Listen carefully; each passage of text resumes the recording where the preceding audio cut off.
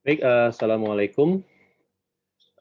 Kembali saya melanjutkan kuliah asinkronus, di mana di kuliah sinkronus sebelumnya kita sudah sampai di limit eee, infinite degrees of freedom dari sistem banyak partikel ini ya. Jadi dari situ kita bisa mendefinisikan Lagrangian density atau kerapatan Lagrangian, ya, kerapatan Lagrangian persatuan volume tentunya.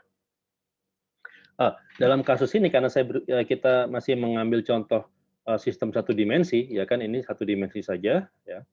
Maka di sini kerapatannya tentunya kerapatan linier ya, kerapatan, apa, kerapatan kerapatan persatuan panjang gitu kan. Tapi dalam sistem yang realistis ya, tentunya kita punya sistem 3 dimensi, maka kita punya kerapatan Lagrangiannya persatuan volume, oke. Jadi secara umum ya, secara umum L ini, eee, atau sorry, mungkin saya bisa tulis sebaliknya. Secara umum, eee, begini, in general ya, secara lebih general, dinamakan sebagai Lagrangian total itu adalah integral dari kerapatan Lagrangian untuk, eee, integral kerapatan Lagrangian terhadap volume, oke. Ya ini yang kita namakan sebagai, definisi Lagrangian dan kerapatannya. Oke, jadi dari sini kita juga sudah bisa mendefinisikan, medan, ya. Medan bisa kita tinjau ya sebagai limit dari uh, limit kontinu dari suatu sistem partikel diskrit. Ya, Anda bisa membayangkan kalau Anda punya kumpulan partikel, ya, um, mereka punya n buah degrees of freedom, mereka punya n buah derajat kebebasan, ya kan? Kalau Anda punya 100 partikel, berarti Anda punya 100 derajat kebebasan, ya. Tentunya sebenarnya derajat kebebasannya lebih karena kan masing-masing partikel ini bisa diparametrisasi oleh tiga, sebenarnya ada tiga koordinat, ya kan, dan tiga momentum. Ya, misalnya seperti Anda bisa mendeskripsikan satu partikel itu dalam ruang fase ya, di koordinat apa, koordinat ruang dan momentum. Jadi satu partikel itu dia diparametrisasi oleh 6 derajat kebebasan ya kan, tiga koordinat ya, x, y, z dan tiga momentum ya, px, py, pz. Maka kalau n buah partikel ya berarti Anda punya 6n buah derajat kebebasan ya.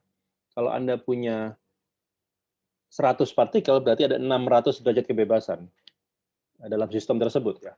Nah, yang dinamakan medan adalah ketika Anda mengambil limit n-nya ini menjadi tak berhingga ya, dan secara simultan juga Anda mengambil jarak pisah ya, spacing antara masing-masing partikel ini mendekati nol. Maka sistem banyak partikel yang tadi Anda miliki, Anda bisa bayangkan terreduksi menjadi sistem continuous ya. Itu yang kita namakan sebagai medan ya. Dan itulah yang juga definisi yang kita gunakan untuk mendeskripsikan medan yang kita kenal di fisika ya, medan gravitasi, medan listrik, medan magnet ya kan.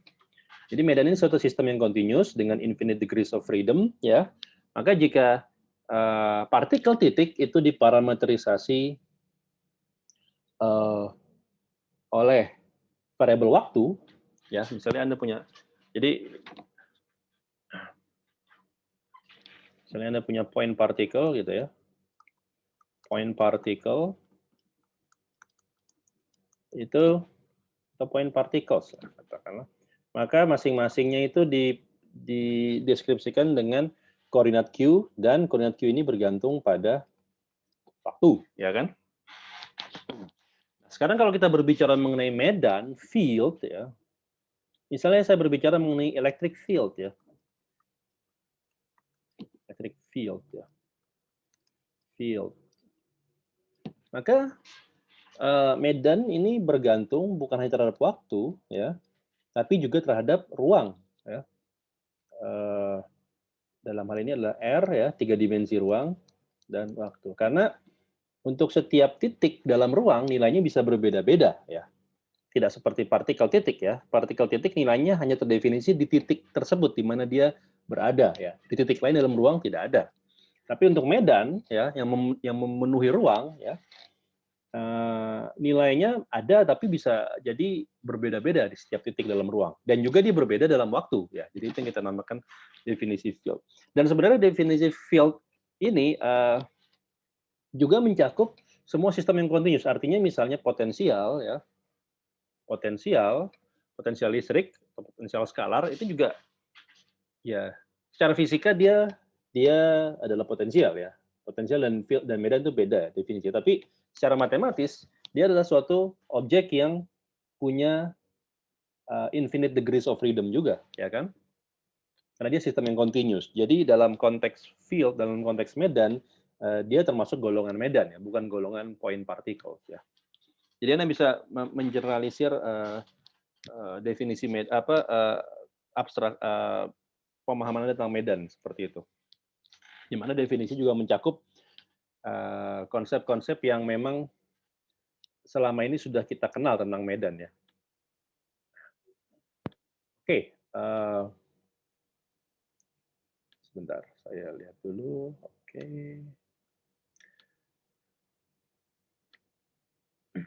Baik. Sekarang saya lanjutkan. Jadi sekarang kalau kembali ke Lagrangian di sini, ya, Lagrangian ini, maka sekarang dia bisa kita katakan bahwa Lagrangian ini adalah fungsional juga seperti halnya Lagrangian. Ini adalah kerapatan Lagrangian, maka kerapatan Lagrangian ini fungsional juga seperti Lagrangian total, ya. Fungsional dari apa? Ya, dari contoh di atas, maka dia fungsional dari dari posisi, atau dengan kata lain dari simpangan, ya. Simpangan itu kan posisi dalam ruang, ya. Saya namakan eta, ya. Juga turunan dari simpangan terhadap waktu.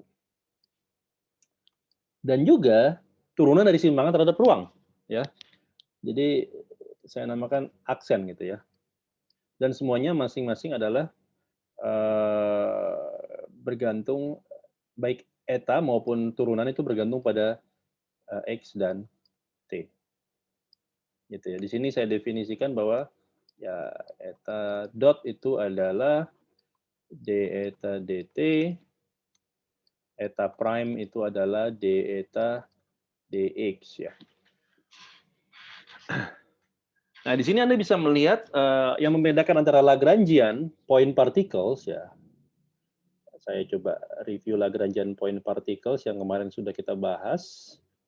Itu adalah ini, ya. Ini Lagrangian point particles, dia hanya bergantung pada posisi, ya, koordinat dan turunan dari koordinat terhadap waktu. Ya. Tapi itu Lagrangian point particle. Nah, yang membedakan Lagrangian medan dengan Lagrangian point particle adalah pada Lagrangian medan kita punya Lagrangiannya tersebut bergantung pada posisi, ya, pada koordinat, ya, generalized koordinat, pada turunan dari generalized koordinat tersebut terhadap waktu. Tapi ada suku tambahan lagi yaitu gradien dari generalized koordinat tersebut, ya. Kenapa? Ya karena sekarang sistemnya adalah sistem kontinu. Selain punya perubahan terhadap waktu, dia juga punya perubahan terhadap ruang, gradiensi, ya. Jadi ini yang membedakan antara Lagrangian point particle dengan Lagrangian medan. Atau kalau kita berbicara dalam konteks 3 dimensi, ya berarti kerapatan Lagrangian saya itu diberikan oleh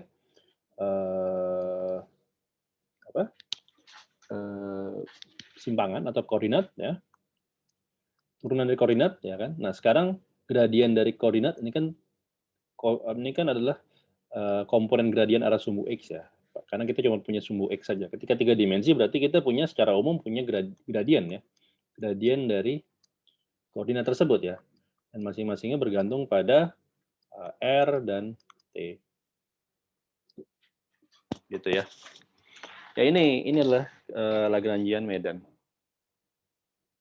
Dan kalau hal yang sama berlaku ya, kalau kita mau melihat bagaimana sistem ini berperilaku ya, bagaimana sistem pegas ini berperilaku, artinya dengan kata lain apa persamaan gerak yang mengatur sistem pegas ini, ya kita terapkan prinsip aksi minimum ya, bahwa variasi dari aksinya harus sama dengan nol ya, dengan kata lain variasi dari Lagrangian totalnya harus sama dengan nol. Ini harus sama dengan nol gitu ya. Nah, sekarang Lagrangian totalnya itu dapat kita tulis sebagai, saya tulis di sini aja, ini kan integral terhadap T. Nah, L itu sendiri adalah integral terhadap Lagrangian total, kerapatan Lagrangian ya gitu. Jadi ini ada D3X, ada DT ya. Untuk selanjutnya maka saya akan menulis D3X dan DT ini sebagai D4X. Jadi integral di sini integral lipat 4. D4X seperti ini ya. Oke. Selanjutnya sama aja karena Anda lihat bahwa sekarang L ini adalah fungsi dari eta, eta dot dan eta prime atau gradien eta, ya maka sekarang dalam memvariasikannya kita variasikan L terhadap ketiganya ini ya.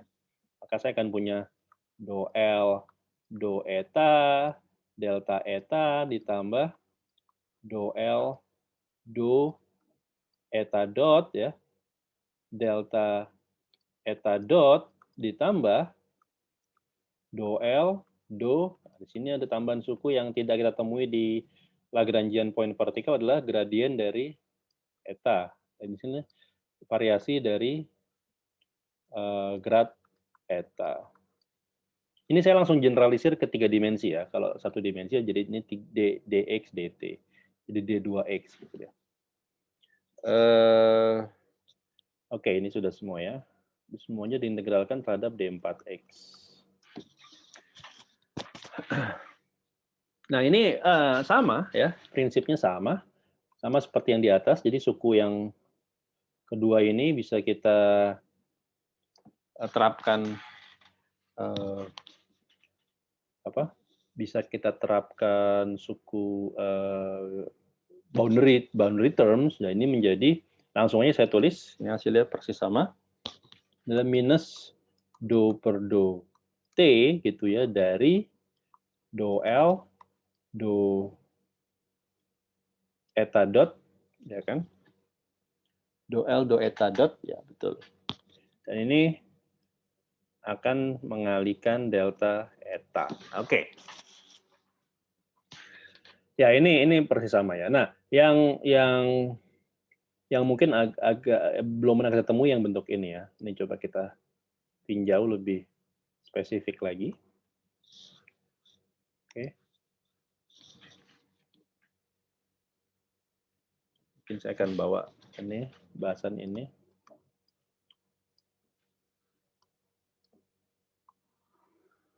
Sini gitu ya.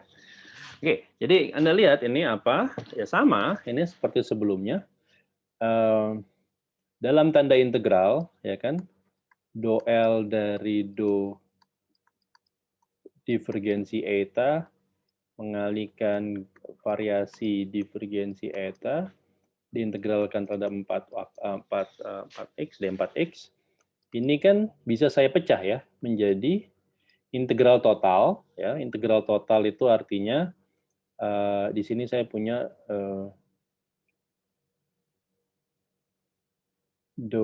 oke. Sebelum saya pecah mungkin saya lakukan seperti ini dulu deh. Yang perlu saya lakukan adalah saya bisa mempertukarkan dua variasi dan gradien. Jadi seperti ini, grad dari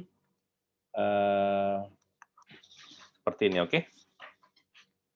Sehingga ini menjadi integral dari do L, do grad eta, grad dari variasi eta. Nah, ini kan bisa saya tulis menjadi integral dari gradien total, gitu kan. Gradien total dari semuanya di sini do L, do ini dikalikan ini, oke. Seperti ini, D4X dikurang integral dari grad do L, do grad eta. Ini mengalikan delta eta D4X. Oke, nah ini mirip ya, seperti yang sudah kita tinjau sebelumnya. Suku pertama ini boundary term, suku kedua ini yang survive ya. Cuman sekarang perbedaan adalah boundary termnya ini terhadap 4 dimensi, ya kan? Kalau tadi kan integralnya integral 1 dimensi ya, integral dt saja gitu ya. Kalau poin partikel ini 4 dimensi. Jadi di sini saya akan menggunakan apa yang sudah pernah kita kenal sebagai teorema Gauss ya. Anda ingat kembali teorema Gauss? Teorema Gauss itu di 3 dimensi ya. Sebentar saya bisa cek dulu.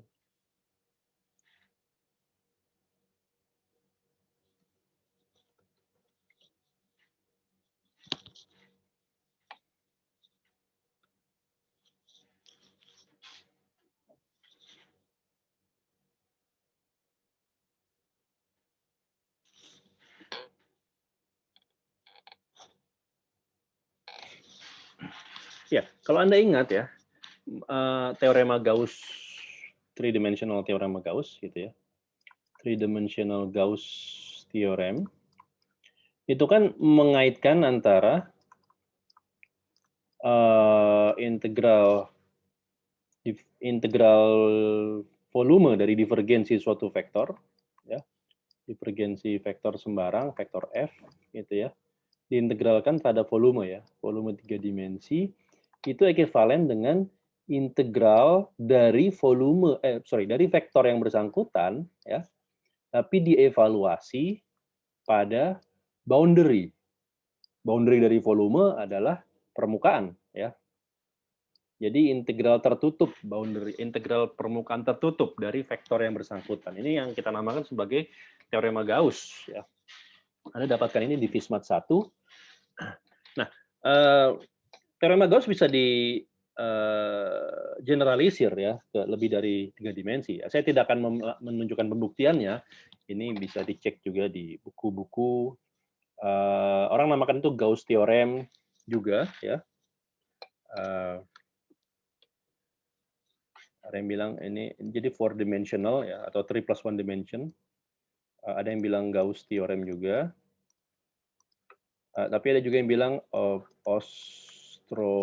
saya cek dulu spellingnya. What did it say? Ostrogradsky. Ya. Ostrogradsky.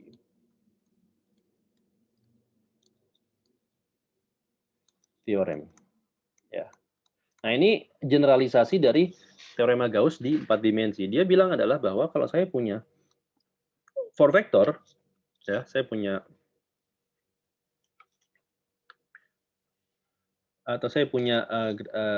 divergensi gitu ya. Oh, sorry, ya. Oke. Sebelumnya saya perlu perbaiki dulu statement di sini. Anda lihat, saya ada yang lupa tadi ya, saya jelaskan. Kali ini kan skalar ya. Oke. S itu skalar, action itu skalar, ya. L itu juga skalar. Nah, itu skalar baik di 3 dimensi maupun di 3 plus 1 dimension. Skalar terhadap transformasi Lorentz. Ya. Maka L ini juga sorry.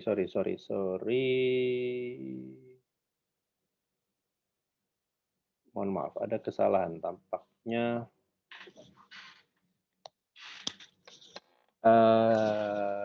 Oke, saya akan cabut statement saya bahwa L ini skalar, tapi saya yakini bahwa S-nya ini skalar, maka semua sisi diruaskan ini haruslah skalar ya. Nanti saya akan kembali lagi ke masalah L-nya ini skalar atau tidak.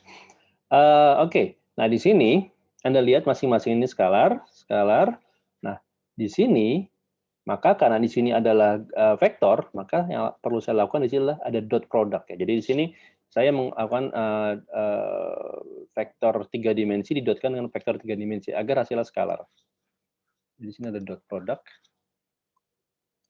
Oke, ya itu yang saya lupa tadi. Jadi di sini sebenarnya ada dot product. Ini dot product gitu ya. Nah, sehingga sekarang berarti saya punya divergensi, ya kan? Ini divergensi dari semuanya ini. Kenapa divergensi? Karena ini adalah vektor ya. Bagian ini vektor. Karena ininya vektor. Ya, Anda turunkan terhadap suatu vektor ya berarti ini vektor ya. Oke, dapat dari mana saya? Kenapa divergensi total? Anda ingat kembali. Saya tulis di sini saja ya. Kalau saya punya divergensi dari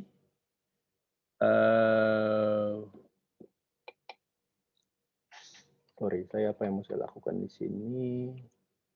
Ya, saya melakukan divergensi dari suatu vektor ya f saya kalikan dengan suatu skalar g. Oke, jadi saya punya vektor f dikalikan dengan skalar g, maka divergensi dari perkalian mereka itu adalah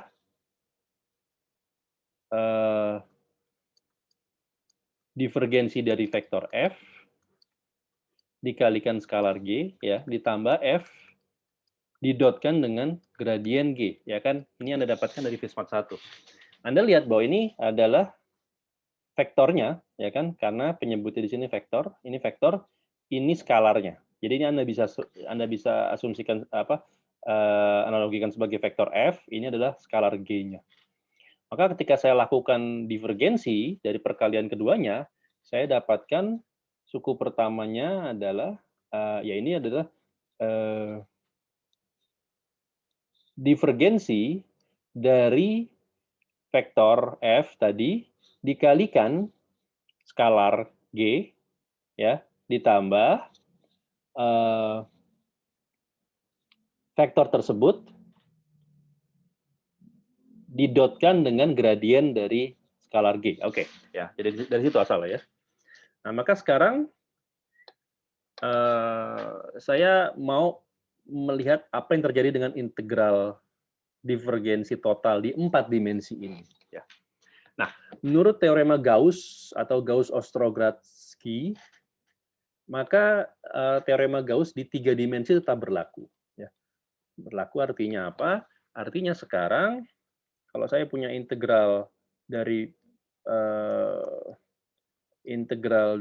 divergensi total suatu vektor, ya, ini di 4 dimensi, maka ini sama dengan integrasi dari vektor yang bersangkutan, ya, dievaluasi di boundary, ya, dievaluasi di boundary dari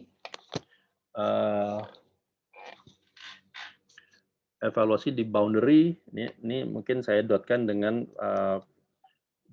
vektor normal ya dari volume 4 dimensi ini ya atau hypervolume dari 4 dimensi.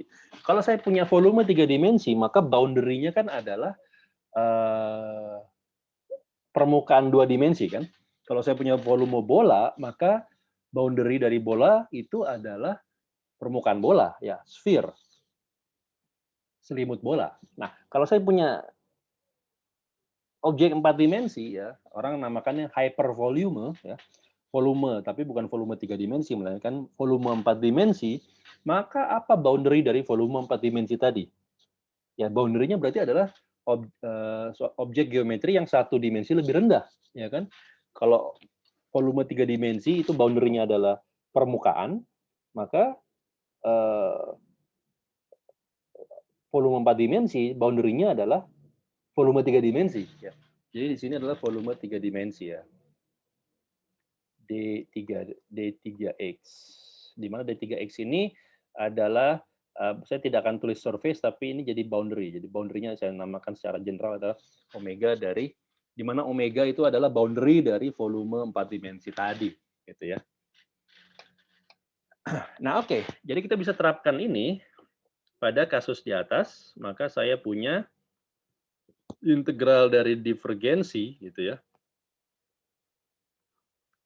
Do L do grad eta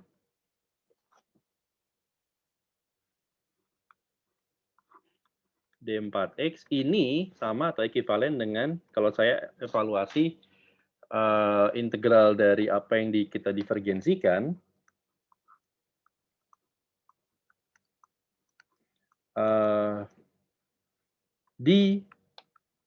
hanya di boundary ya.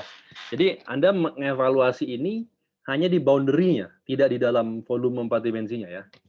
Di boundary. Nah, tapi sekarang kita juga punya tadi boundary conditions ya.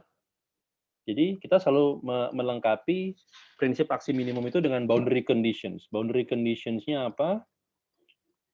Boundary conditions-nya adalah bahwa variasi eta di boundary ya. Dan katanya di boundary kan berarti di sini itu sama dengan 0 ya. Kalau misalnya kita berbicara dalam satu dimensi, objek ke satu dimensi, maka boundary-nya kan 2 titik ya. Ini satu dimensi, boundary-nya 2 titik ya. Titik 1 dan titik 2 gitu kan. Tapi kalau sekarang kita berbicara dalam konteks hypervolume 4 dimensi, maka boundary-nya adalah volume 3 dimensi, maka bukan hanya titik. Jadi di seluruh boundary 0. Jadi di sini boundary condition-nya juga sama bahwa variasi di boundary 0, meskipun sekarang boundary-nya yang berubah ya. Tapi prinsipnya sama. Nah, jadi kita juga menerapkan ini, maka Anda lihat karena integral ini hanya dievaluasi di boundary saja, dan kita tahu bahwa variasi eta di boundary 0, maka kita bisa set bahwa ini sama dengan 0. Oke. Jadi kesimpulannya sama seperti pada kasus satu dimensi, cuman di sini mungkin butuh step lebih lebih lebih spesifik aja ya. Jadi suku ini 0. Jadi at the end, kalau saya kembali ke integral asli, maka di sini juga nanti saya akan dapatkan minus gitu ya, minus grad minus apa tadi di sini yang tersisa, minus divergensi dari tersebut. Ini minus dari divergensi do L do grad eta mengalihkan delta eta. Sisanya 0 ya, suku yang lainnya 0. Oke, maka di situ saya bisa menulis, bisa kembali ke variasi S ya. Jadi integral dari variasi S dapat saya gabung semuanya. Ini adalah do L, do eta, min gitu ya. D per dt, do L, do eta dot, min. Nah, ada tambahan satu lagi ya. Di sini tadi adalah divergensi dari do L, do grad eta. Semuanya diintegralkan terhadap delta eta, semuanya mengalihkan delta eta dan diintegralkan terhadap 4 volume 4 gitu ya. Nah, kita tahu bahwa ini harus sama dengan 0, maka kita dapat hasil Euler-Lagrange atau persamaan Euler-Lagrange untuk medan ya. Jadi di sini yang perlu Anda lihat bahwa ini membedakan dengan persamaan Euler-Lagrange untuk partikel bahwa ada suku tambahan yang tidak ada pada kasus point partikel, yaitu suku gradien atau suku divergensi ya. Ini sama dengan 0, sorry. Ini itu ya.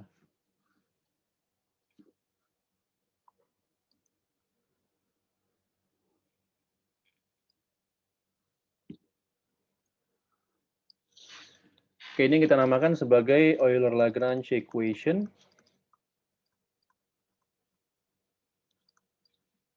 Equations for field. Ya. Nah, ini yang membedakan dengan persamaan Euler-Lagrange untuk kasus yang point particle. Nah, coba kita terapkan ini pada, misalnya pada kasus tadi Lagrangian density yang sistemnya, kalau Anda ingat kan tadi Lagrangian density-nya ini ya, kembali ke pembahasan yang di pembahasan sinkronus lalu, Lagrangian density-nya. Ini kan Lagrangian density untuk satu dimensi ya. Kita bisa generalisir ini kalau buat 3 dimensi, maka Lagrangian density-nya menjadi, jadi for 3-dimensional, Anda bisa membayangkan bahwa itu sistem partikel pegas ya, tapi bukan hanya dalam ruang satu dimensi, tapi partikel pegas dalam bulk gitu, dalam 3 dimensi.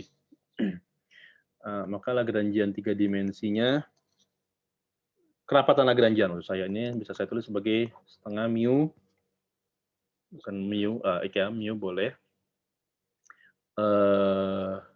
eta dot kuadrat min setengah y gitu ya,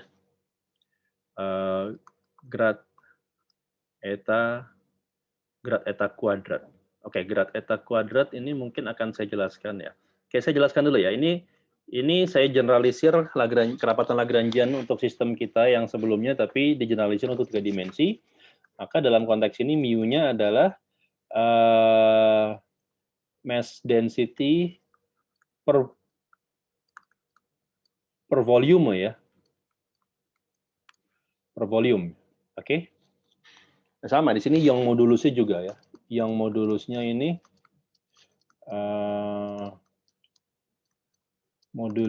berarti kan definisinya adalah K dikalikan volume total gitu ya. Volume lah ya. Oke, dan di sini saya menuliskan grad eta kuadrat, ini maksudnya adalah dot product dari grad eta dan grad eta, itu maksudnya ya. Sorry, ini bukan balik. Saya menuliskannya kebalik. Ini adalah grad eta dot grad eta.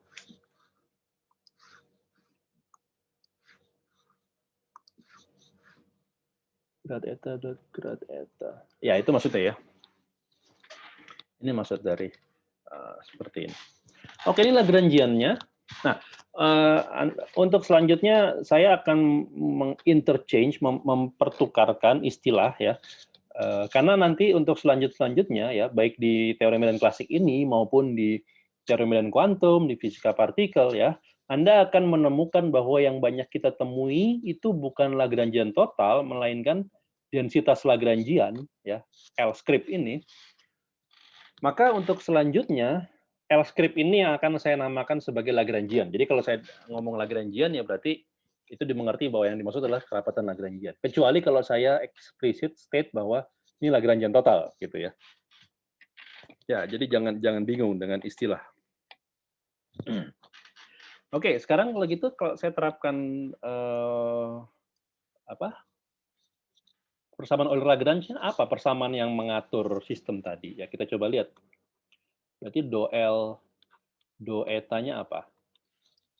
Dalam sistem tersebut tidak ada ya, 0 ya. Karena sekarang L ini dalam sistem yang kita tinjau, L ini hanya bergantung pada eta dot dan gradien eta, tidak pada eta secara langsung. Oke. Anda tahu kalau eta kalau dia tidak bergantung pada eta, maka di sini etanya adalah koordinat yang siklik ya. Anda tentunya ingat konsekuensinya ada momentum conjugate-nya, maka conserve dan lain sebagainya. Sekarang do L do eta dot. Oke, do L do eta dot ini apa? Do L do eta dot ini adalah setengah dikali 2 jadi 1 mu eta dot, ya kan? Kalau saya turunkan lagi terhadap T, maka saya dapatkan mu-nya konstan mu eta double dot, ya.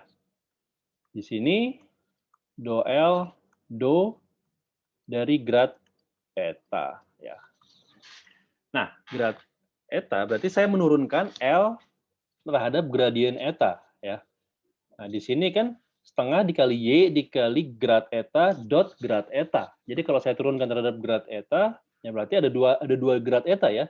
Ini diturunkan, dikalikan ini ditambah ini dikali turunan ini terhadap grad eta. Berarti ada 2 kali. Maka di sini ada setengahnya tercancel. Nah, di sini saya punya Y, sisanya cuma grad eta doang. Ya. Nah, tadi inilah Anda bisa melihat bahwa kenapa suku ini adalah vektor, karena hasilnya vektor di sini ya. Anda lihat bahwa ini vektor, ini skalar. Maka inilah kenapa suku ini jadi vektor. Nah, oke. Skalar diturunkan terhadap vektor, hasilnya adalah vektor di sini. Nah, saya turunkan lagi terhadap T, terhadap X maksud saya. Dengan kata lain saya lakukan divergensi di situ ya. Kan di sini ya, Anda lihat bahwa di sini operasinya adalah divergensi. Maka kalau saya divergensikan,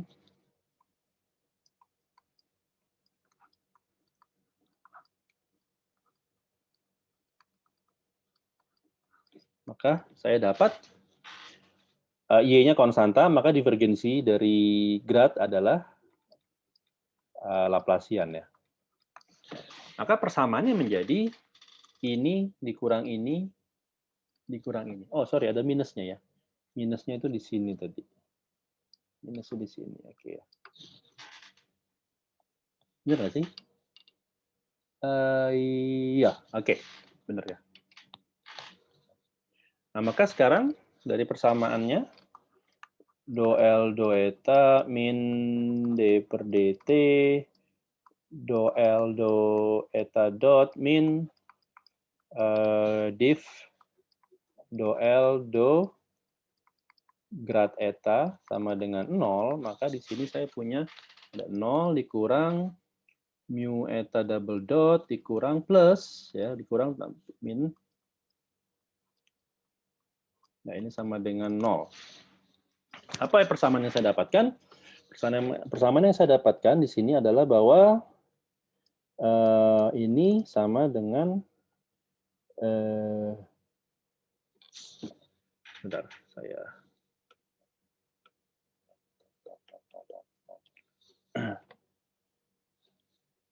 ya, Anda lihat bahwa di sini adalah Y per mu dari mengalihkan. Ini persamaan geraknya. Persamaan gerak yang mengatur sistem tersebut. Ini persamaan gerak apa? Ya, pada kasus ini kalau Anda lihat ini persamaan gerak di sebelah kiri adalah turunan kedua terhadap waktu dari suatu kuantitas.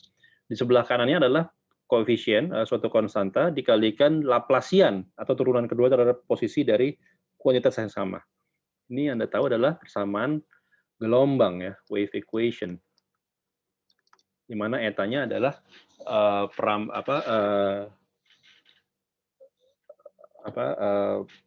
simpangan ya. Dan di sini Y per mu-nya ini adalah akar kuadrat dari kecepatan ya. Di sini kecepatannya adalah akar dari modulus yang per mu ya. Ini kan adalah gelombang apa ini? Ya karena kita membahas sistem continuous dari partikel yang dihubungkan dengan pegas, yang kalau dalam bentuk kontinu ini adalah tali, ya berarti ini gelombang merambat pada tali. Dan ini adalah kecepatan rambat gelombang talinya. Oke? Oke, jadi semoga ini penjelasannya bisa dipahami ya.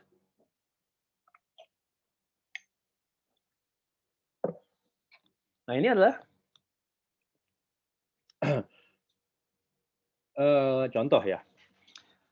Dan ini sistem yang non-relativistik kan ya. Saya mengambil contoh medan yang non-relativistik dulu ya. Contoh yang non-relativistik. Seperti ini, bahwa kita bisa punya Lagrangian medan, ya, dan kita bisa punya persamaan gerak. Medannya apa? Ya inilah medan tali, ya. Tali ini bisa kita anggap sebagai medan, kan dia sistem yang continuous, ya. Bisa Anda tinjau sebagai kumpulan dari partikel-partikel tali, ya. Ya tentunya kita bicara klasik, ya. Kita tidak bicara tentang atom-atom tali, ya. Tapi secara klasik kita bisa meninjau bahwa tali ini tersusun atas partikel-partikel tali yang jumlahnya tak berhingga, ya kan, dan spacing atau jarak antara kedua antar masing-masing partikel terdekat ini mendekati 0. Jadi tali ini bisa kita anggap sebagai suatu sistem medan. Dan ini persamaan yang kita dapatkan dari prinsip aksi minimum untuk Lagrangian sistem tersebut. Oke, tapi untuk selanjutnya kita akan lebih tertarik untuk membahas mengenai medan yang relativistik. Di sini mungkin saya akan masuki pembahasan relativistic field, ya.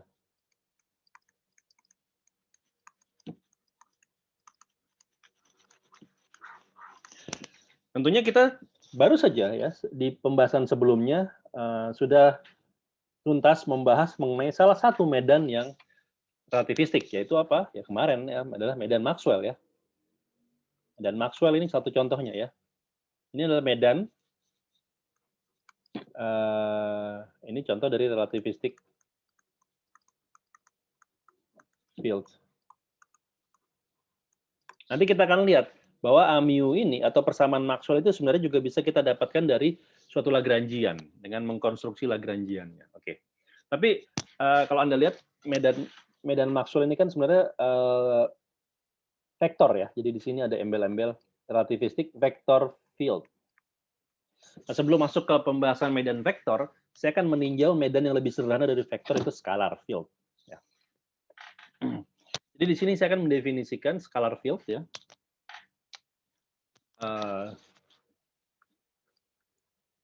Scalar field.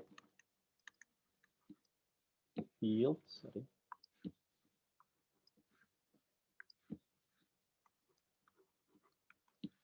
Ini sebagai suatu medan yang invariant terhadap transformasi Lorentz, ya. Jadi kalau V-nya ini adalah V yang bergantung pada R dan T, atau dengan kata lain ini V yang bergantung pada X mu, oke? Dan V ini punya sifat karena dia skalar, maka V sebagai fungsi X mu ketika X mu-nya bertransformasi, ya, menjadi X mu aksen, maka V-nya bertransformasi menjadi V aksen dari X mu aksen, dan by definition, karena dia skalar, kita definisikan skalar, maka V aksen X mu aksen ini adalah sama dengan V X mu. Oke, ini definisi skalarnya, ya. Pertanyaannya, Pak, apa medan skalar itu contohnya di mana, seperti apa di alam? Ada banyak fenomena alam yang bisa kita modelkan sebagai suatu medan skalar, ya. Contohnya misalnya pada kasus superkonduktivitas, gitu, ya, ada persamaan London, ya. Itu mungkin nanti Anda bisa dalami di kuliah. Saya nggak tahu apakah Anda bisa ngambil atau Anda harus ngambil kuliah pendahuluan zat padat, sepertinya harus, ya. Di situ ada pembahasan mengenai superkonduktivitas, ya. Ada persamaan London, dan kalau Anda perhatikan sebenarnya fenomena superkonduktivitas itu, atau misalnya fenomena liquid, ya, itu juga ditemui di liquid helium, itu bisa dimodelkan oleh Landau dan Ginzburg itu dengan Lagrangian interaksi antara medan skalar dengan medan Maxwell, ya. Tapi yang dimaksud dengan medan skalaris itu sebenarnya adalah sistem dari kalau saya tidak salah itu adalah sistem Cooper pair, ya. Anda ingat di superconductivity itu ada Cooper pair. Nah, itu bisa dimodelkan secara matematis sebagai medan skalar, ya. Dan Lagrangiannya bisa kita dapatkan sebagai Lagrangian medan skalar yang berinteraksi dengan medan elektromagnetik. Jadi banyak sekali sistem di alam yang bisa dimodelkan sebagai medan skalar, ya. Apa lagi, ya? di ferromagnetik pun bisa ya. Sistem kompositnya itu gitu. Nah, tapi kalau pertanyaannya adalah apakah atau apa sih medan skalar fundamental di alam ya, dengan kata lain, sistem apa yang secara fundamental itu dideskripsikan secara medan skalar gitu. Sama analog seperti misalnya suatu sistem elektromagnetik ya, medan elektromagnetik Maxwell itu kan bisa dideskripsikan secara fundamental dengan medan vektor. Ya, kira-kira partikel fundamental apa yang bisa dideskripsikan dengan medan skalar? Gitu. Kalau AMU ini kan secara kuantum ya, secara kuantum kita tahu bahwa partikel perantaranya itu adalah foton gitu ya, foton ya kan. Ini secara kuantum ya, secara klasik seperti ini. Nah, sekarang kita juga bisa menanyakan apa sih partikel fundamental, ya, maksud foton ini kan partikel fundamental, ya, artinya tidak tersusun atas partikel lain. Apa sih partikel fundamental yang menjadi medium atau perantara dari interaksi medan skalar? Nah, kalau pertanyaannya seperti itu, mungkin jawabannya agak tricky karena dalam kehidupan sehari-hari kita tidak mengobservasi partikel fundamental tersebut atau tidak mengobservasi medan skalar yang fundamental ya. Tapi di fisika partikel atau di fisika medan kuantum itu kita kenal minimal ada satu medan skalar yang fundamental yaitu medan Higgs. Ya, jadi kalau ditanya apa sih misalnya contoh medan skalar, ya contohnya adalah medan Higgs ya. Contohnya adalah Higgs field ya. Tapi medan Higgs ini adalah medan skalar yang punya potensial tertentu ya. Jadi nggak semua medan skalar itu pasti medan Higgs ya. Tapi kalau pertanyaannya adalah apa contoh dari medan skalar fundamental ya saya bisa jawab medan Higgs contohnya. Jadi sekarang kita akan meninjau suatu medan skalar aja secara umum ya, tidak spesifik medan Higgs atau medan apapun ya. Yang penting kita asumsikan secara matematis bahwa ada medan skalar fundamental dan relativistik. Oke, nah berarti saya harus menerjemahkan semua bahasa yang saya gunakan di medan non relativistik ya, ini ya, menjadi bahasa medan relativistik. Ya. Bahasa medan relativistik itu, ya Anda lihat kalau tadi ya, kalau tadi saya medannya tadi adalah saya tulis seperti ini non relativistik.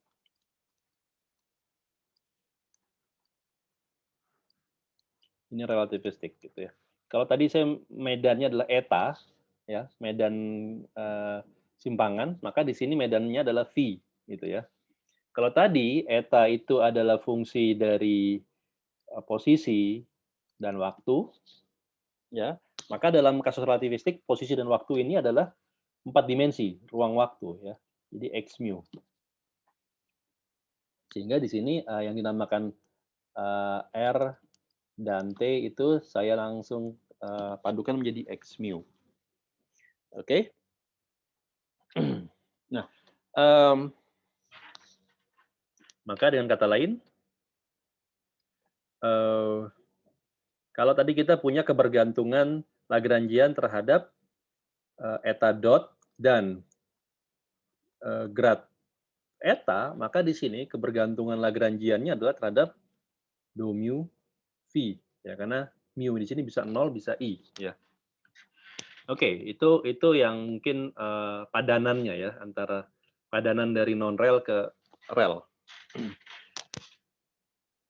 Formalisme aksi minimumnya tidak banyak berubah. S adalah skalar. Jadi langsung saya tulis seperti ini.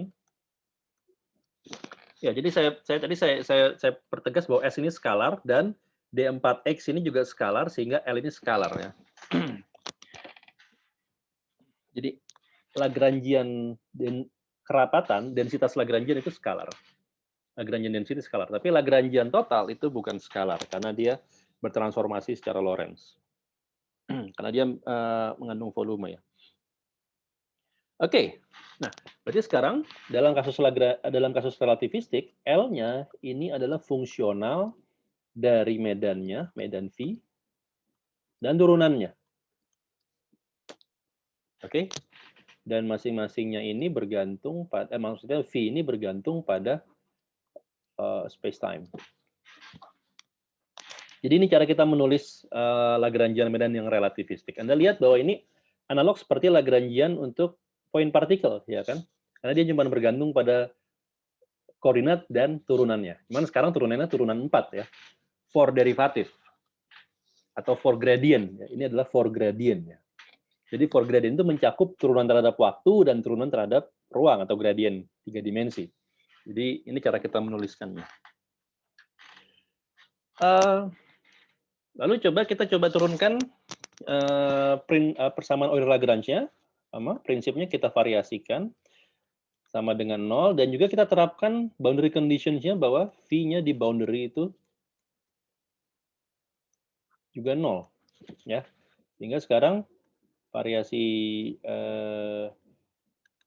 aksinya itu menjadi seperti ini.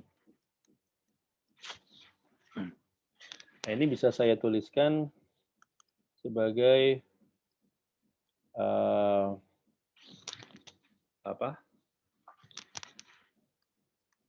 karena L ini bergantung pada V dan do mu V, ya berarti variasi L adalah do L, do V, delta V, ya ditambah do L, do mu V.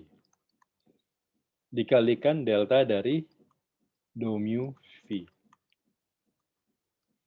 Ini semuanya diintegralkan terhadap 4 vektor, 4 ruang waktu. 3+1. Oke.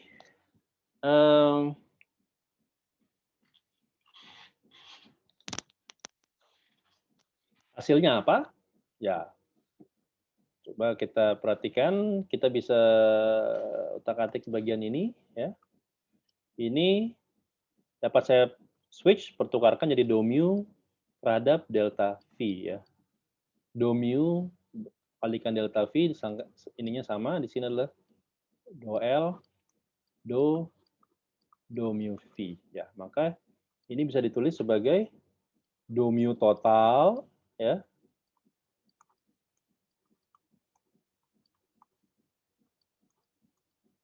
dari ini dikurang, gitu ya. Oke, saya tulis dikurangnya di bawah aja deh.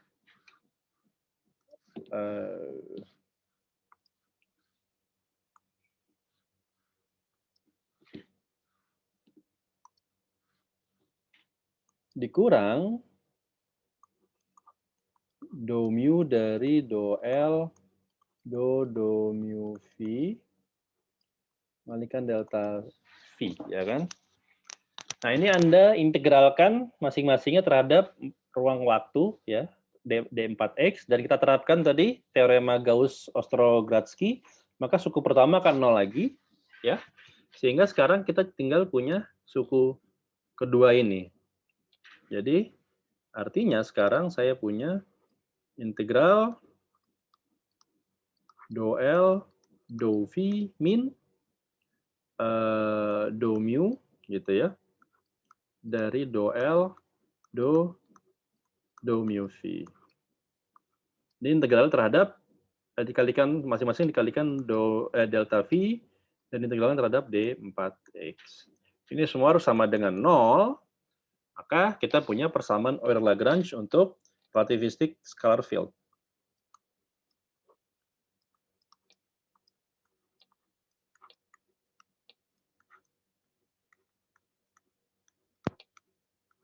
Ini sama dengan 0.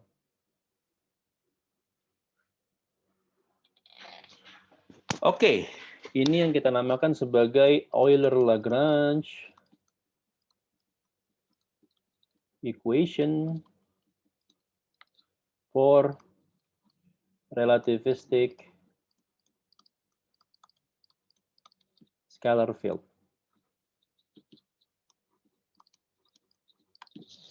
Oke. Jadi ini persamaan Euler-Lagrange-nya ya. Nah, yang membedakan dengan kasus non-relativistik adalah biasanya di kasus non-relativistik itu Lagrangian itu dikonstruksi dari selisih energi kinetik dan energi potensial, ya kan? Tapi pada kalau kasusnya seperti ini, gitu ya,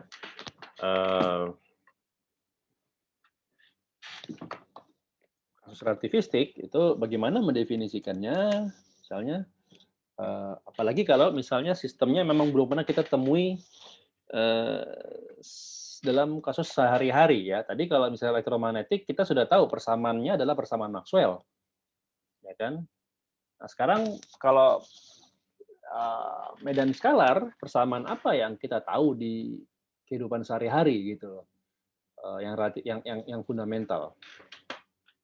Nah, jadi emang agak tricky-nya di situ. Tapi gini, sekarang kita akan terbiasa untuk mencari Lagrangian kalau persamaannya kita ketahui. Ya.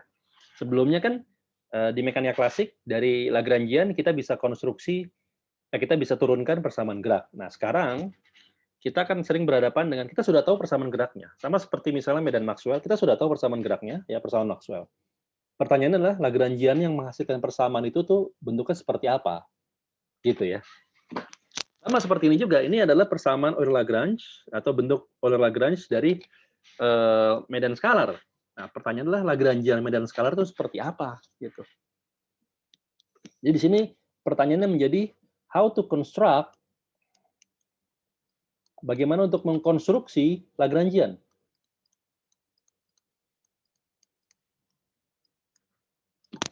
Oke, that's the question. Ya, kalau Anda belajar dari pengalaman di mekanika klasik, ya, kita akan lihat bahwa Lagrangian itu punya sifat-sifat. Ya, meskipun Lagrangian dari sistem yang berbeda itu secara spesifik berbeda, tapi mereka masing-masing punya kesamaan dasar.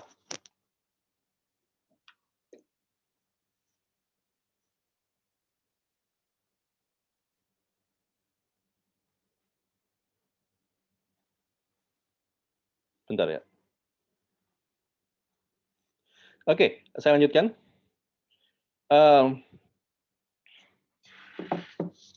Kalau Anda mengamati sistem-sistem yang berbeda, Lagrangiannya itu punya karakteristik dasar yang sama, meskipun bentuk spesifiknya berbeda-beda. Karakteristik apa yang sama? Ya. Yang pertama, bahwa Lagrangian itu haruslah, ya should be, gitu ya.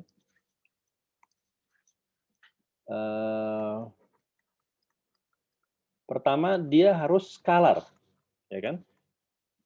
Di mekanika klasik yang non relativistik, ya kita tahu bahwa L itu skalar karena L adalah energi, selisih energi skalar. Di kasus yang relativistik, ya kita juga tahu bahwa kerapatan Lagrangian ini skalar. Jadi L ini harus skalar. Kedua, dia haruslah real, ya. Karena energi, kita belajar dari mekanika klasik, energi itu harus real, ya maka L itu juga harus real. Ya, dia tidak bisa kompleks. Oke. Lalu apa lagi? Jadi ini dua sifat fundamental ya yang tidak bisa diganggu gugat untuk Lagrangian. Anda nggak bisa mengkonstruksi Lagrangian yang vektor ya. It doesn't make any sense. It's meaningless. Sama kayak Lagrangian tuh non real ya. Tentunya ada tafsiran misalnya Lagrangian yang non real itu apa ya, itu misalnya dalam konteks konsep WKB ya. Tapi ketika kita berbicara dalam sistem yang klasik, maka Lagrangian itu strictly speaking harus real. Nah, ini dua syarat yang non negotiable yang tidak bisa dinegosiasi ya. Ini syarat mati untuk Lagrangian ya. Ini harga mati. Ini dua syarat harga mati Lagrangian. Nah, sekarang syarat yang tidak terlalu mutlak seperti itu, tapi juga jamak kita temui di kasus-kasus mekanika klasik itu. Kalau Anda lihat, misalnya Anda punya sistem pegas, ya, Anda bisa konstruksi Lagrangiannya kan? Lagrangiannya apa di sini? Kita ngomong Lagrangian total ya. Ini adalah setengah M X dot kuadrat min setengah K X kuadrat, ya kan? Anda lihat bahwa di sini Lagrangian itu, atau misalnya juga pada kasus bandul ya, misalnya pada kasus bandul, L, M. Anda lihat bahwa Lagrangiannya inilah setengah M L kuadrat theta dot kuadrat ya kalau nggak salah ya. Min atau plus, saya lupa. Min MGL cos theta. Gitu ya. Nah, Anda lihat bahwa di sini koordinat yang diperumumkan adalah X, dan di sini koordinat yang diperumumkan adalah theta. Nah, di dua contoh sederhana ini Anda bisa melihat bahwa masing-masing Lagrangian itu memiliki kuadrat dari turunan pertama koordinat yang diperumum. Oke, saya ulangi. Masing-masing Lagrangian ini memiliki kuadrat dari derivatif order pertama koordinat yang diperumum. Maksudnya apa? Anda lihat pada kasus pegas, ini Lagrangiannya mengandung suku yang punya turunan dari X, turunan sekali lalu dikuadratkan. Ini suku kinetiknya ya. Sama, suku kinetik untuk bandul dengan koordinat theta itu juga mengandung suku theta dot kuadrat. Ya. Nah, di depannya koefisiennya bisa beda-beda ya, tapi setiap Lagrangian itu punya suku kinetik, dan suku kinetiknya itu biasanya itu adalah koordinat yang diperumumnya diturunkan sekali, derivatifnya sekali terhadap variabel, lalu dikuadratkan.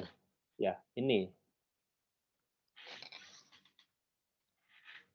Dan untuk sistem-sistem yang linear itu semuanya itu punya suku kinetik seperti ini. Maka saya bisa menyimpulkan bahwa Lagrangian juga punya suku kinetik. Ya, haruslah dia harus punya suku kinetik ya.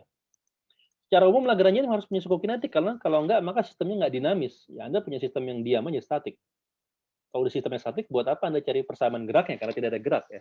Untuk bisa punya persamaan gerak, maka dia harus dinamis ya. Untuk dinamis, maka dia perlu punya suku kinetik. Nah, oke. Suku kinetik itu tadi definisinya adalah kuadratik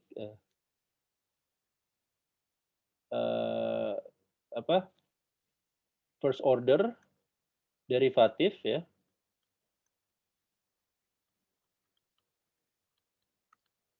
n kuadratik ya. Jadi suku turunan pertamanya terhadap variabel itu dikuadratkan. Itu yang dimaksud dengan kinetic term. Oke. Nah, ini syarat yang saya katakan ini tidak non-negotiable dua syarat pertama, karena pada kasus yang pada sistem yang non-linear itu bisa jadi Anda punya bukan saja first order derivatif dan kuadratik, tapi juga first order derivatif dan pangkatnya pangkat 4 gitu ya, bukan kuadratik tapi quintic ya, atau pangkat 6, sextic dan lain sebagainya ya. Itu dimungkinkan kalau sistemnya non-linear. Tapi pada sistem linear, dan di sini kita akan membahas kita akan memulai dengan pembahasan yang medan linear ya, ini kuadratik cukup ya.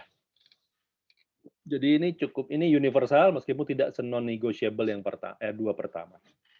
Nah, syarat yang weakest, yang paling lemah di sini adalah bahwa dia punya potential term. Nah, ini syarat ini tidak wajib ada ya. Maksudnya apa? Potential term itu apa? Misalnya pada kasus ini, pada kasus pegas ya, maka dia punya energi potensial ya, suku energi potensial. Pada kasus bandul juga punya suku energi potensial. Ya. Kenapa saya katakan tidak wajib ada? Karena ada sistem-sistem yang tidak punya suku potensial. Misalnya free particle. Anda bisa mendefinisikan free particle, ya Lagrangian free particle. Ya, misalnya saya punya partikel bebas, ya dengan m dia bergerak dengan kecepatan konstan, ya free particle. Ya. Sistem ini dia punya Lagrangian, ya Lagrangiannya cuma diberikan oleh setengah m v kuadrat saja atau setengah m x dot kuadrat saja kalau kecepatannya arah sumbu x. Ya. Ini adalah Lagrangian dari partikel bebas, dia tidak punya potensial, dia tidak terpengaruh oleh potensial apapun. Ya. Jadi suku potensial ini tidak mutlak harus ada, ya. Kalau Anda punya sistem yang bebas, yang free, ya maka potensialnya 0 gitu. Kalau Anda punya sistem yang terikat, ya, terikat di sini dalam arti dia mendapat pengaruh dari medan eksternal atau dari gaya eksternal, yaitu maka dia punya potensial, suku potensial, ya. Nah, kalau kita berbicara sistem yang punya suku potensial, kita juga bisa lihat bahwa sebagian besar suku potensialnya itu adalah, misalnya pada contoh pertama, itu adalah koordinat yang diperumum, ya, dikuadratkan. Ya. Oke. Bagaimana pada kasus bandul? Pada kasus bandul, Anda tidak melihat secara eksplisit, karena ini cos theta. Cos theta ini kan fungsi transenden, ya. Tapi kalau Anda ekspansi cos theta, Anda kan buat cos theta itu kan 1 min theta kuadrat per 2 faktorial, ya kan, plus bla bla bla. Jadi minimal suku terendahnya yang mengandung theta itu kuadratik. Oke. Jadi dari sini Anda bisa menyimpulkan bahwa potensial term kalau ada itu sifatnya kuadratik terhadap field-nya, ya. Tapi sekali lagi saya tegaskan bahwa potensial term ini tidak mutlak harus ada. Yang mutlak harus ada adalah tiga syarat awal ini. Dan yang non-negotiable haruslah skalar dan real, ya. Ya, Anda bisa panjangkan lagi daftar syarat mutlak, syarat mengkonstruksi Lagrangian, ya. Tapi minimal 4 ini saya rasa cukup sebagai syarat dasar, ya. Dari sini saya bisa mencoba untuk misalnya mengkonstruksi Lagrangian medan skalar relativistik. Syaratnya pertama dia harus real. Oke. Dia harus real. Kalau kita ngomongin syaratnya skalar pertama. Kalau kita ngomongin skalar dalam konteks transformasi Lorentz, maka skalar itu berarti bahwa kalau ada vektor di situ, maka vektornya harus terkontraksi. Kalau ada tensor di situ, maka tensornya harus terkontraksi, ya. Saya akan mulai dari syarat yang ketiga, bahwa dia harus punya kinetic term. Kinetic term itu haruslah turunan pertama dari medan. Turunan pertama medan. Medannya apa? Medannya adalah V, ya. V.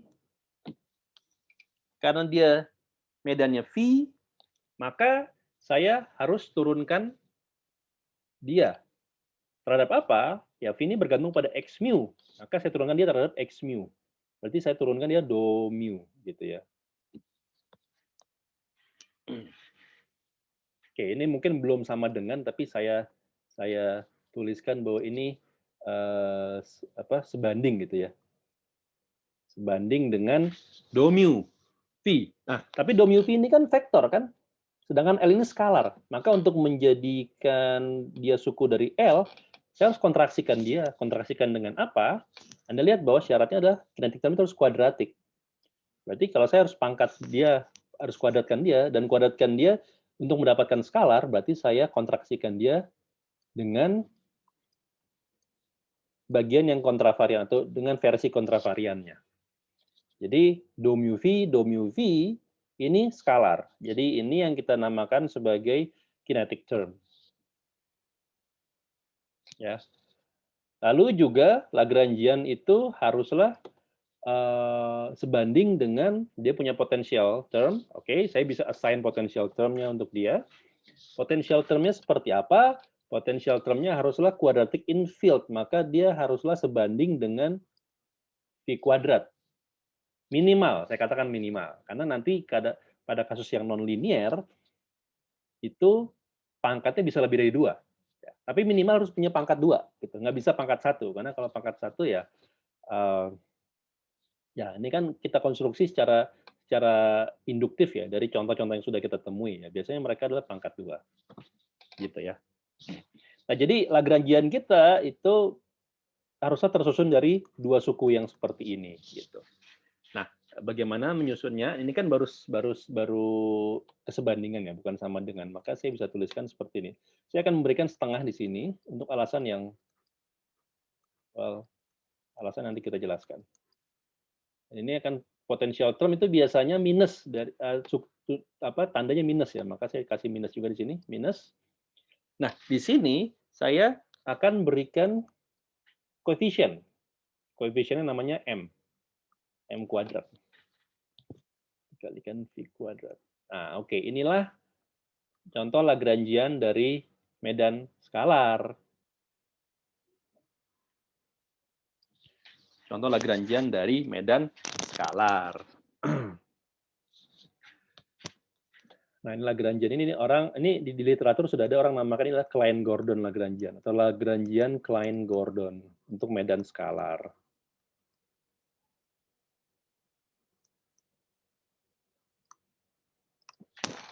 Nah, sekarang coba kita terapkan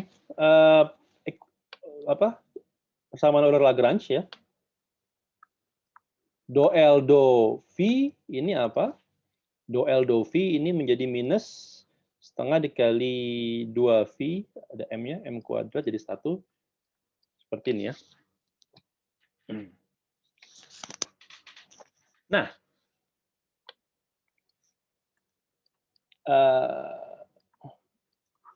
sekarang do, suku kinetik ya, do mu V. Ini sama dengan apa? Nah, oke. Di sini agak tricky ya. Kalau Anda lihat sekilas, saya hanya menurunkan terhadap do mu yang kovarian. Jadi ini mungkin Anda akan tergoda untuk menulis kalau gitu saya hanya turunkan terhadap suku ini saja. Berarti di sini adalah sama dengan setengah dari do mu V yang kovarian. Apakah betul seperti itu? Ya. Nah, sini saya perlu jelaskan bahwa ini salah. Tidak seperti ini ya. Kenapa? Nah, kenapa? Karena di sini Anda lihat bahwa mu ini terkontraksi. Ya, terkontraksi artinya apa? Bahwa sekarang do mu V ini berjalan ya. Do 0V, do 0V ya gitu kan. Do 0V ini kan berarti saya tulis seperti ini aja ya. Plus do IV gitu ya. Do IV. Ya kan? Ini berjalan. Nah, karena ini berjalan, maka saya boleh aja merelabeling ya. Ini sama dengan do alpha V ya.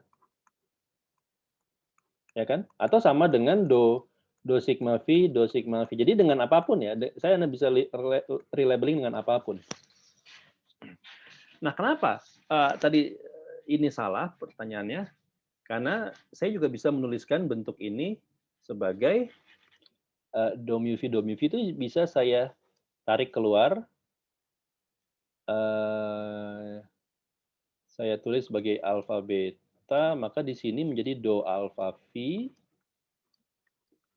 do beta V. Sama ya? Dengan tensor metrik, maka ini sama.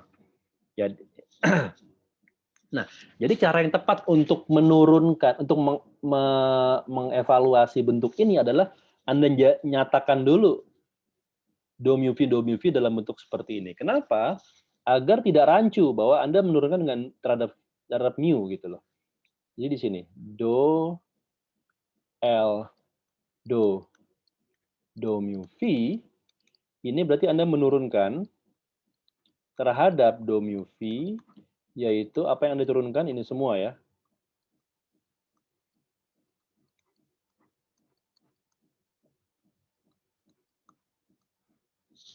Ya. Maka di sini Anda menurunkan ini terhadap do mu V dikali ini ditambah ini dikali turunan ini terhadap do mu V gitu ya. Jadi di sini karena eta alfa beta ini konstanta saya bisa keluarkan dari turunan. Jadi secara eksplisit turunannya adalah seperti ini ya. Anda turunkan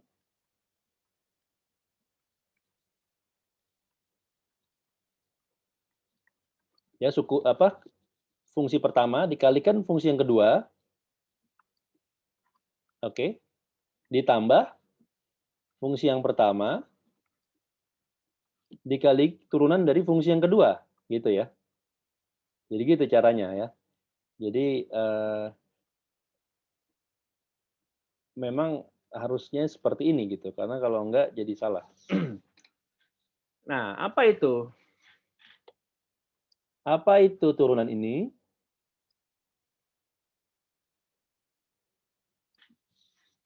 Anda lihat,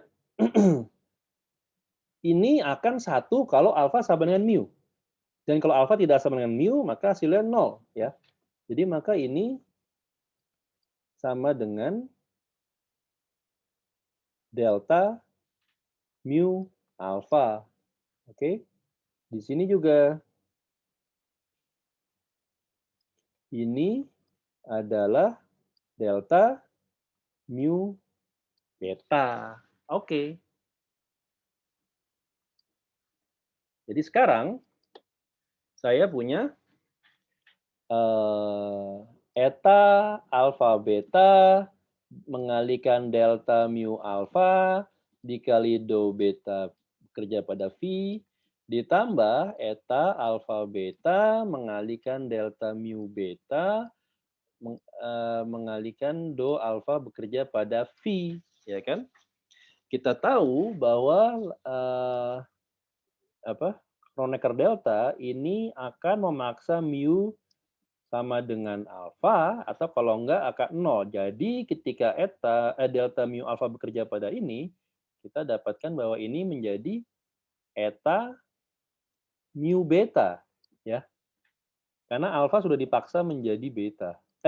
Menjadi mu maksud saya. Sama, ini juga memaksa beta, ini memaksa alfa menjadi mu dan ini yang suku kedua memaksa beta menjadi mu. Jadi ini menjadi eta alfa mu. Nah, berarti saya punya suku pertama adalah Anda mengkontraksi eta mu beta terhadap do beta phi. Maka itu adalah Anda punyanya do mu phi, ya kan? Do beta phi, Anda naikkan betanya menjadi mu, jadi kontravarian. Sedangkan suku kedua, Anda mengkontraksi do alfa phi dengan eta alfa mu. Jadi di sini Anda punya do mu phi juga.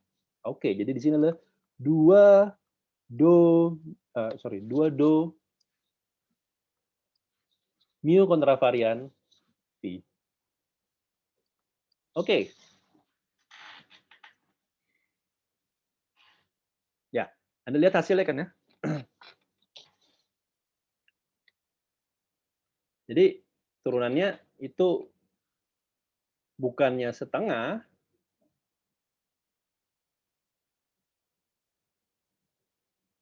di sini ada setengahnya di depannya ya. Saya tulis setengahnya dulu semuanya. Maka di sini ada setengah gitu ya. Gitu ya. Maka di sini ada setengah. Oke. Itu ada setengah di sini. Berarti hasilnya bukanlah saya tulis lagi di sini ya, do L, do mu phi. Ini bukanlah setengah kali do mu phi kontravarian, melainkan hanya do mu phi kontravarian. Jadi tadi kenapa saya katakan salah, kalau Anda turunkan secara terburu-buru naif seperti itu, maka Anda tidak akan meng-cancel koefisien setengahnya ya. Ini yang benarnya. Oke, bukan yang ini ya. Bukan yang ini ya, salah ya. Oke. Jadi saya sekarang sudah punya semuanya, maka sekarang persamaan order Lagrange saya, ini belum semuanya karena sekarang do L, do mu phi itu harus saya kerjakan lagi dengan do mu ya. Maka ini jadi do mu phi. Maka Lagrangian tadi akan menghasilkan persamaan order Lagrange-nya sebagai berikut. Saya punya do mu phi min m kuadrat sama dengan 0. Ini yang kita namakan sebagai persamaan Klein-Gordon. Klein-Gordon equation. Oke, saya akan akhiri di sini dulu. Nanti coba kita lanjutkan diskusinya. Mungkin saya lanjutkan video asinkronus atau kita diskusikan secara sinkronus. Baik, terima kasih. Assalamualaikum.